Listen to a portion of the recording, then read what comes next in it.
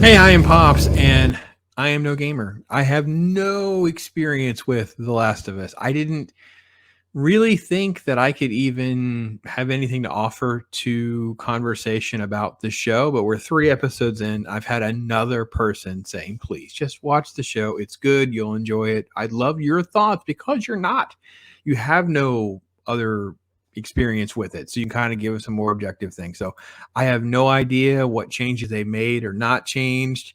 Just giving you my thoughts on the show. So here you go. Spoilers abound because I don't know what I should or shouldn't say because I don't know what's in the other material, but here we go. 3 episodes in, watched them all, binged the whole thing to be caught up. Did enjoy the opening with John Hannah from The Mummy. Yeah, that's right. The funny guy from The Mummy. Talking about the fungus and basically explaining what's going to happen. Right. That was easy for me. I like that. Spoon fed the old man. Fair enough. Then we have the scene with Pedro Pascal as Joel, his daughter Sarah, and the Dark Fate Terminator guy, Gabriel Luna, right? Luna, playing the loser brother, right? Dialogue's not bad. I thought all of the introduction stuff was fine. It kind of sets up the early phase of the outbreak for Joel's family, how that's going to play out. There's like kind of like snotty Sarah moments, and there's also like the sweet moments. So she's kind of being a jerk about like the Jakarta thing, like knowing where the capital is of being Indonesia. I'm like, listen, these kids, they need to stop. They don't know. Poll these kids. They don't know where anything is. I don't know why the writers put this in. Anyway. But then she does something sweet when she's trying to get his watch replaced for his birthday. That's super nice, right? I like this kind of stuff. So quick little setup with the old neighbors. Things move along pretty well because you have little time stamps and things like that. So you understand when the outbreak happened in 2003.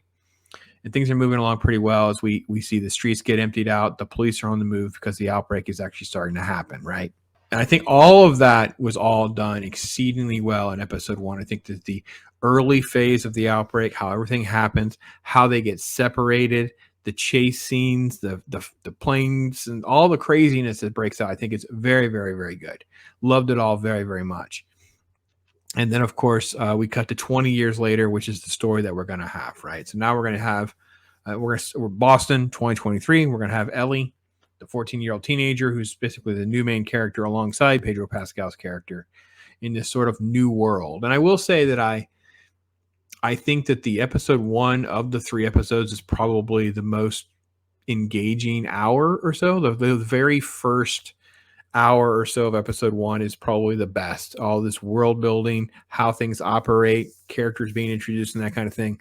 What's frustrating is a lot of this stuff doesn't matter. Like we start moving on Joel and Ellie's journey, so the people that we get introduced to, they don't really do us any good. Like, so the whole shakedown with the soldier over hydrocodone and, trying to get how things work with the smuggling and things like that.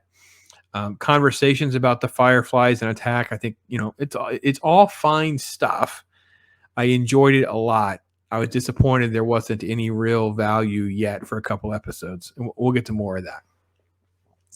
Episode 2 does a little bit more of the origin story, right? So the patient zero type stuff is being explored through an autopsy, and we start to realize. And the solution was bomb the city, by the way, which I thought was kind of a weird knee-jerk reaction. Like, I don't know why there wasn't a sense of urgency to tell the world. Like, they're just sitting on a couch, just casually talking about it. Like, we have 14 people that we know are missing, and we have this exposure that's out there, and we know that a human bit another human. It's like, I don't know.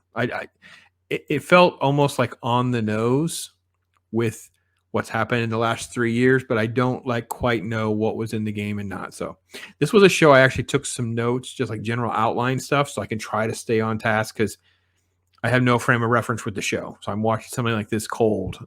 So in episode 2, I liked elements of I like the fact that there was like a blind zombie, basically the clickers. I enjoyed the crazy attacks. I enjoyed the fact that they handle uncertainty. Like, no one quite knows how to take Ellie. Is she really immune? Pedro Pascal's character doesn't believe it. Like, Joel's like, well, I don't know if I believe her or not. It's not safe anyway. If anybody sees the marks she has, they're going to kill her. And of course, Tess is basically like, no, we're just going to do this because it's beneficial for us. Who cares if we believe it or not? They believe it. They're going to give us a battery. They're going to give us the things that we need, right? I really like the gunshot going off and creating like the World War Z scene where like you have all of them racing for an attack. All of that was fantastic. I love that very, very much. Now, is this a thing with the fungal kiss thing? Like, it was really weird to me because there's a little brief shot in the autopsy scene and then it happens with the kiss. It's like, why does the fungus thing like move like this, like the spaghetti monster? Why does it do that? Like, I don't, that almost seems like an alien thing to me. That doesn't seem like a fungus. The fungus would be, the concept of it being a fungus compared to a virus is a fungus is so much more resistant and difficult to kill, right? It's very, very dangerous to humans. So if you have like a mold infection or something like that, it's actually pretty serious. You have to go on pretty heavy medication to make that go away compared to a viral, which is not all. We can do certain things, but it's not nearly the same class. It's completely different cause and effect type things. Episode 3 is very confusing to me. Like, it's like we move along pretty quick with like Ellie and them talking about the outbreak. I really love the fact that we have a quick little flashback, but we do get like one of the best parts of the episode, all of the episodes, but really episode 3 is because Joel is so devastated and pessimistic and just beaten down and worn down by having to go through this now for 20 years. And little Ellie is still like in awe of the world that she's never gotten to experience, right? It's not just the view at the top of a building. It's the fact that, you mean you got to ride in an airplane? You got to fly in the sky? And he's like, yeah, it wasn't that big a deal. Well, it is, because you got to do it. That is a really cool concept that really has not been sort of like examined, really. I think that was really, really a cool element. Anyway, all 3 episodes are written by Craig Mazin, and it really is why the show is good, right? He's the creator behind Chernobyl. Really just a very good communicator of believable interactions and conversation and things like that. Like I said, I do really enjoy episode 1 with the danger of the zombies and the society, how things are being put together. But then nothing really comes of any of that. It's kind of like Walking Dead. Like, I really enjoy all of that pretty well, but then it's more about the humans and the betrayal and all of that rather than just zombies. And I'm sure, you know, I'd like more zombies in my zombie show in maybe episode 3, but it's not the end of, it's not really what's wrong with episode 3. We'll get to that in a minute. Anyway, so all of that was pretty good. I think all the performances are good, by the way. Episode 3, though, we have our flashback, and then we end up with like this real sneaky, this is how the woke stuff got to where it is today. Because what they did here is what had been happening in shows for a very long time. They sneak in little nuances, right? So it's the redneck, prepper, gun nut. You know, he's scruffy wearing flannel. You know, it's Nick Offerman's basically playing Ron Swanson, right? But then he's a gay guy and like ready to do it kind of thing, right? And all of the concepts of him surviving and doing all that stuff, I think was very, very good, especially the flash forward where you get 4 years later and he's really got a structure of how he can operate. And then we have this other guy that comes into Bill's world. His name is Bill, Frank. And it just like everything on Bill seemed like so out of character once Frank came around. Is it because he's going a little crazy because he hasn't had any humans around him for so long? Because it just seemed like on a dime, a piano song, and they get face to face and they kiss. It's like we went from ready to leave you for dead to come out of the shower and they're in bed together. And oh, by the way, he's never done this before. He's never had any homosexual like what? Like it. I don't know how this is supposed to reflect anything that's real. It just seems so oddly fabricated to make this happen. I don't know what's in the game and what's not in the game. But the characters are fine. It just seems like there's all these little weird elements that are sort of like forced together. They flash forward and stuff where you see how their world comes in contact with like Joel and Tess, like a trading partner kind of thing. And then, of course, it flash forwards again where Frank is really ill. And it becomes basically like, I mean, basically the whole sequence was like Brokeback Mountain, right? It's like it turned into like Brokeback Mountain shoehorned into a zombie show. And I think we're supposed to take away certain pieces of how hard life has been for 20 years. But Bill chose all of this. Like, this is what Bill wanted. He wanted to be the isolationist, the prepper, because he could have easily have expanded out, tried to find other humans. He could have done different things. He has no desire to share his resources. There's a struggle even with Frank over sharing resources or wanting to partner with them. And he does not want to live any of this way. So it's just all very odd. I don't really care about the way they want to, self-delete and just that whole concept in there. And I do understand the hopelessness of it all.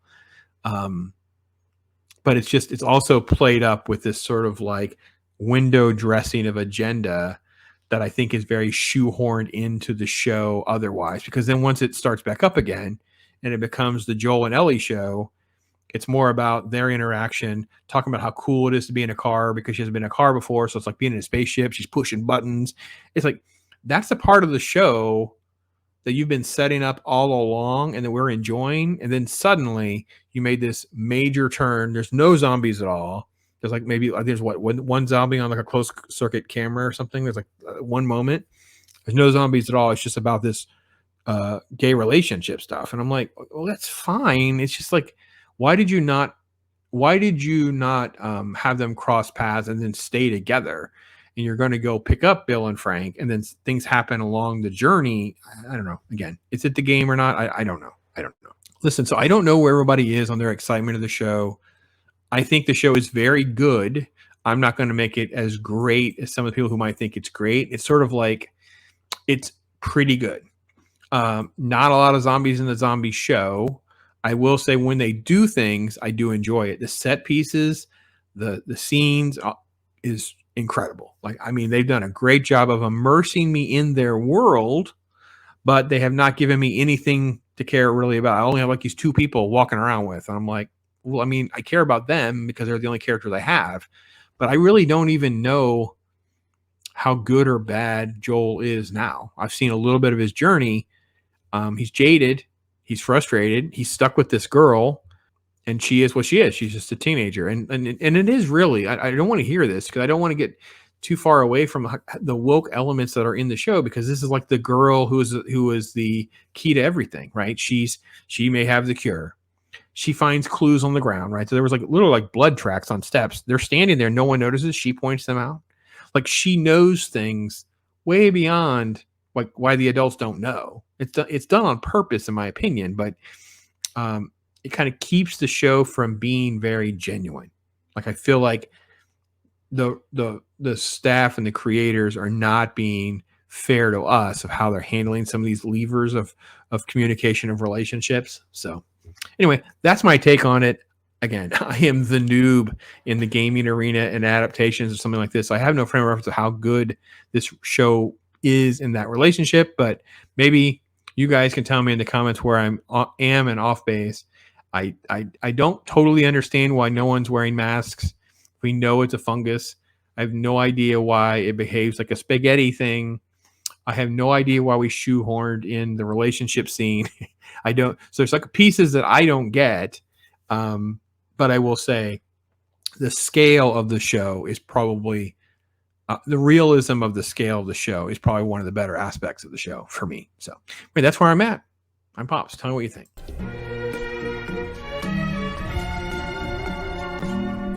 Yeah. Right.